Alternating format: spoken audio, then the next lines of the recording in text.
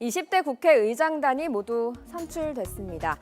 더불어민주당의 정세균 의원이 국회의장으로 부의장에는 심재철, 박주선 의원이 선출됐는데요. 14년 만에 야당 출신 국회의장의 탄생, 또 이번 의장단은 처음으로 호남 출신이 석권했습니다. 정세균, 심재철, 박주선, 이들의 면면을 살펴보겠습니다. 20대 총선 민심으로 만들어진 여소야대 다당 체제 하에서 국회의장에게 부여된 막중한 소임에 최선을 다하여 국민에게 힘이 되는 국회를 만드는 데 제 모든 역량을 바치겠습니다. 정세균 국회의장입니다. 회사원이었던 정세균 의장이 정계 입문한 건 김대중 전 대통령의 눈에 띄기 시작하면서였습니다. 전북 진안 출신인 정세균 의장은 가난하지만 4년제 대학에 가고 싶어 일반고 교장에게 돈이 없으니 자신을 장학생으로 뽑아달라고 배포 큰 편지를 썼다는데요. 그 편지를 받은 교장이 장학금 대신 학교 매점 일을 맡겨 그렇게 번 돈으로 대학에 진학했습니다. 그리고 쌍용그룹에 입사해 17년간 재직하며 상무이사 자리에까지 올랐는데요. 그러다 1995년 당시 새정치국민회의 총재였던 김대중 전 대통령의 제안으로 정치 인생을 시작하게 됐습니다. 그렇게 15대부터 이번 20대 총선까지 당선되며 6선 의원으로 활동을 했습니다. 1년에 한 번 기자들이 투표해 모범적인 국회의원 또 국회 신사로 대표되는 의원을 뽑는 백봉 신사상을 정세균 국회의장은 무려 7번이나 받았다는데요.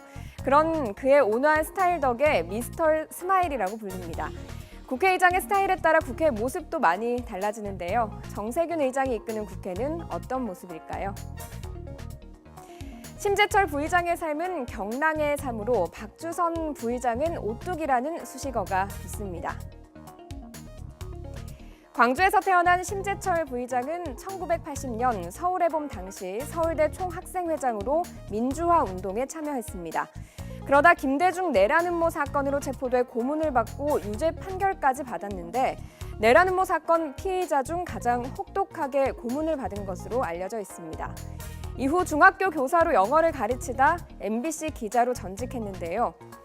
1988년 방송사 최초로 MBC 노조를 만들어 초대 전임자를 지낸 뒤 1992년 MBC 방송 민주화 투쟁으로 유죄 판결을 받았는데요. 1993년 트럭과 정면 충돌하는 큰 사고를 당해 3급 지체장애 판정을 받기도 했습니다. 문민정부 출범 후 1995년 한나라당 소속으로 정계 입문하며 정치 인생을 시작했는데요. 2000년 총선에서 국회 입성 후 지금까지 경기 안양 동안 을에서 내리 5선을 하면서 당 정책위의장, 국회 예결특위 위원장 등을 맡았습니다. 박주선 부의장은 전남 보선 출신으로 광주고와 서울 법대를 나온 뒤 잘 나가던 특수통 검사였습니다. 호남 출신인 김대중 대통령이 집권한 뒤 청와대 법무비서관에 발탁되면서 정계와 인연을 맺기 시작했는데요. 청와대 근무 중 연루된 1999년 온 로비 의혹 사건으로 구속된 것을 시작으로 2000년 나라종금 사건, 2004년 현대건설 비자금 사건과 2012년 동장 모임에서 지지를 호소한 혐의로 4번이나 구속됐습니다. 그러나 앞선 3번은 무죄 판결을 받았고 마지막 사건에서도 벌금 80만 원을 선고받아 한 번도 의원직을 잃지 않았는데요. 그래서 오뚝이라고 불리기도 했습니다.